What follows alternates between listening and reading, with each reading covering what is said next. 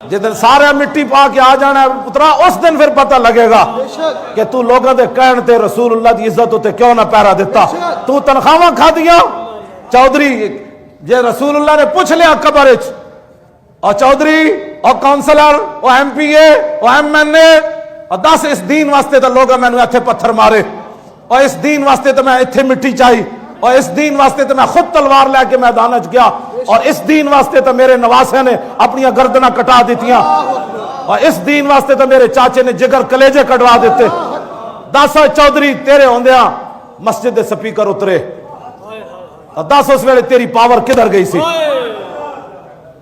اے مت کوئی سمجھے کہ جناب اسا بچ جانا ہے، قدر نبی دا معلوم ہو سی قبراں وچ پیانو۔ اس دن رسول اللہ نے پوچھا کہ 10 مالدارا صدیق اکبر دا سارا مال اسلام نو دیتا، تو زکات بھی کد نہیں سی دیتی؟ ہاں آج انسان بڑھو سارے، آج حضور واسطے کرو، اس میں اے نہ ہوئے کہ رسول اللہ قبر وچ فرما دینے تو میرا امت ہی نہیں۔ اس وقت تو ڈرو، ایک گل رسول اللہ نے دین نال غداریاں کر دیو، ہر بندہ اٹھ کے دین دا رازدار ہے، دین نو تو دتا کیوے؟ کیوں جی؟ اے بڑے بڑے بہ کے قبلہ ویکھتے ہیں سارا دن جناب، حکے پیندے بہ کے، جی قیامت والے دن حضور نے حضرت عمر بن مادی کرب نو بلا لیا، فرمایا اے میرا بڑھا صحابی مدینے تو چل کے یرموک گیا، تو زیادہ بڑھا سی؟ تو جس نے کہا جی میرے پتر نکے سن، تو رسول اللہ نے امام حسین دے پتروں نو پیش کر دینا، اینا نا بھی نکے سن، تو اپنے پتروں دیاں جوانیاں بچانا، تیرے پتر علی اکبر نہ زیادہ سونے سن۔ آج ہر بندہ اٹھ کے پتر بھی بچاؤ، نکے بھی بچاؤ، بڑے بھی بچاؤ، مال بھی بچاؤ، تو دین کدھر گیا؟ اے رسول اللہ نے پیش کر دینا ہے، میں جی چاچے کی خاطر نہیں گیا، حضور نے اپنے چاچے پیش کر دینے، بڑے صحابی پیش کر دینے، انس بن نضر نو پیش کر دینا۔ انس بن نضر کی کہندے سن جناب؟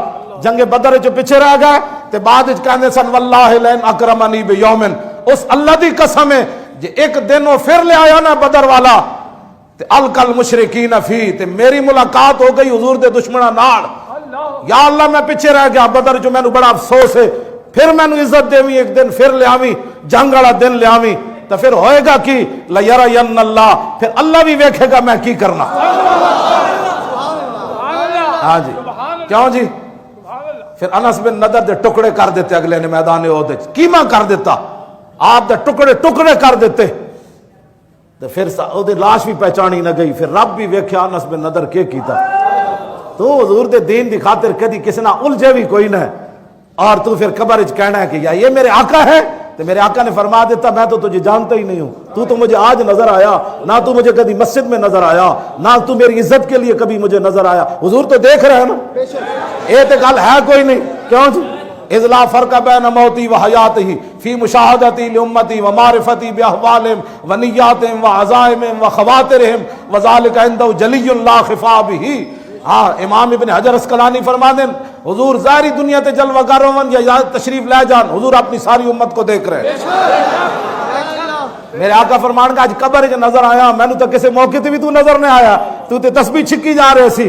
اے حدیث لمبی ہے، ٹائم چونکہ ختم ہو گیا، میں پھر ورنہ جابر کو حدیث سنا دا کہ حضرت جابر فرمانے رسول اللہ نے فرمایا اوح اللہ عز و جل الی جبریل ان اقلب مدینہ تا قضا و قضا، اللہ تعالیٰ نے جبریل نے فرمایا فلاں شہر نو جا کے الٹا دے، عیب جناب دا تیس نیس کر دے۔ فقالا جبریل نے عرض کی تھی یا رب ان فیہم فلانا عبدکا،